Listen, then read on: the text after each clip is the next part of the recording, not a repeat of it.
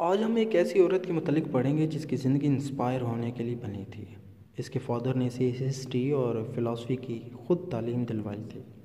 کہا جاتا ہے کہ یہ صرف 16 سال کی تھی جب اس عورت کو گاڈ نے کہا کہ فلورنس تمہیں اپنی زندگی میں بڑے مشنز کو پورا کرنا ہے۔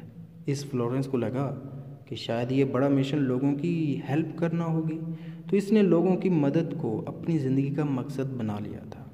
خیر وقت گزرتا ہے، جب یہ میچور ایج میں آتی ہے، پختہ عمر میں آتی ہے، تو اس وقت فرانس اور برٹن مل کر رشیا کے خلاف جنگ لڑ رہے تھے۔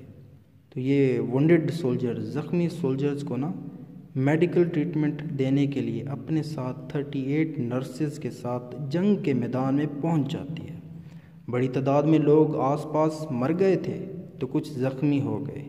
تو فلورنس اپنے مریضوں کے لیے پہلی دفعہ تاریخ میں، ہسٹری میں پہلی دفعہ نرسنگ اسکیجول بناتی ہے۔ اب نرسنگ اسکیجول کا کیا فائدہ تھا؟ اس کا یہ فائدہ تھا کہ مریضوں کی خدمت جو تھی، سروس جو تھی، ان کا جو ٹریٹمنٹ تھا وہ وقت پر کیا جانا تھا۔ راتوں کو یہ فلورنس اٹھ کر اپنے ساتھ لیمپ لے کر مریضوں کو، پیشنٹس کو، زخمی سولجرز کو ڈھونڈ کر لاتی تھی، پھر اس کے بعد رپورٹس بناتی تھی، اور پھر اس کا یہ بھی کام ہوتا تھا کہ برٹش آفیشلز سے امدادی سامان منگواتی تھی۔ اس فلورنس کی وجہ سے ڈیتھس میں کمی آ گئی تھی اس وقت بڑے پیمانے پر۔ پھر اس کے بعد فلورنس لوگوں کو میڈیکل کی ایجوکیشن دینے لگ گئی۔ سولجرز کو وہیں پر لکھنا پڑھنا سکھایا اس فلورنس نے۔ شروع میں تو ڈاکٹرز نے اس فلورنس کو ڈس لائک کیا، کیونکہ ڈاکٹرز کا کام تو یہ کر رہی تھی، مگر بعد میں اس کے سیکریفائسز، اس کی قربانیاں دیکھ کر اس پر پراؤڈ فیل کیا کہ یہ ہماری فیلڈ میں سے ایک ہے۔ ایک دفعہ یہ بہت بیمار ہو جاتی ہے۔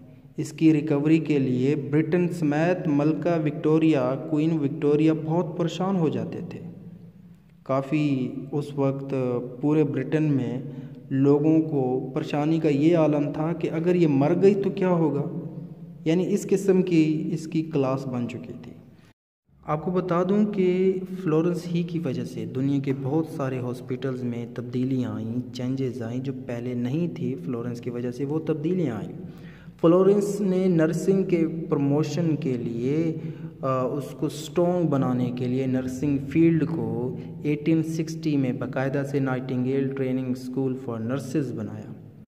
پھر فلورنس کو پہلی دفعہ برٹش عورت کو، وومن کو برٹش آرڈر آف میرٹ ملا۔ یہ بہت بڑی اچیومنٹ تھی ایک برٹش عورت کے لیے۔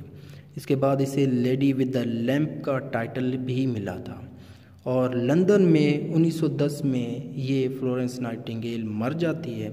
تو امید کرتا ہوں یہ مختصر بایوگرافی آپ کو پسند آئی تو لائک کیجیے گا، سبسکرائب کیجیے گا، اور وکٹورین ایمنٹس کی تقریباً ساری بایوگرافیز آپ کو چینل پر یا اسکرین پر نظر آ رہی ہوگی۔